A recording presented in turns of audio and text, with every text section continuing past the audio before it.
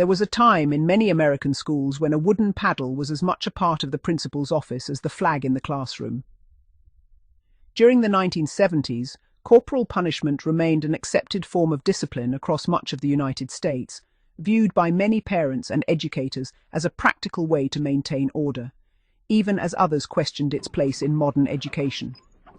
One former student recalls an incident from those years that has never entirely faded from memory.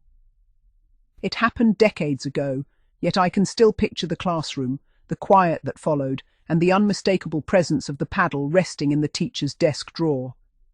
It was simply part of school life then, a symbol of authority that everyone understood." After basketball practice one afternoon, curiosity led the student back to the classroom. The paddle remained where it had always been, tucked away in its familiar drawer. Picking it up for only a moment, the student reflected on how such an ordinary piece of polished wood had carried such weight in the minds of teenagers. It represented rules, consequences, and the expectations of another era. Years later, at a high school reunion, former classmates found themselves reminiscing about those school days. Among them was Lisa Haynes, who eventually agreed to talk about an experience she had rarely discussed. She remembered receiving a paddling from Mrs. Preston after repeatedly talking during class, despite several warnings. Like many teachers of the period, Mrs. Preston believed that discipline had to be immediate and visible if it was to be effective.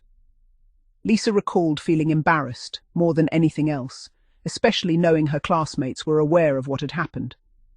She also remembered another occasion during her junior year when she skipped a seventh-period study hall and was sent to Mr. Gregory's office, where she again faced the accepted disciplinary practice of the day.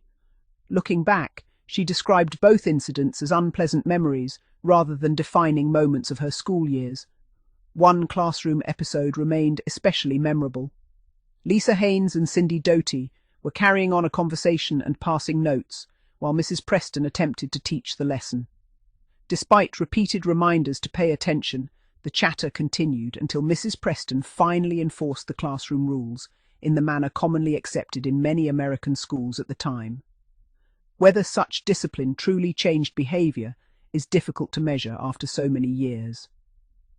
Some former students believed the fear of being sent to the office or facing the paddle encouraged greater attention in class.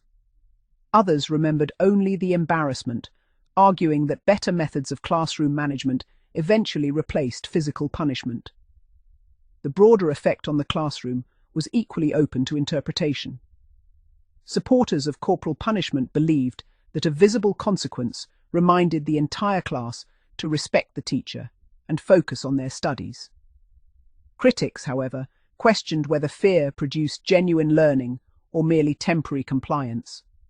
As attitudes toward education evolved through the late 20th century, many school districts abandoned paddling altogether, replacing it with disciplinary approaches centered on counseling, detention, and restorative practices.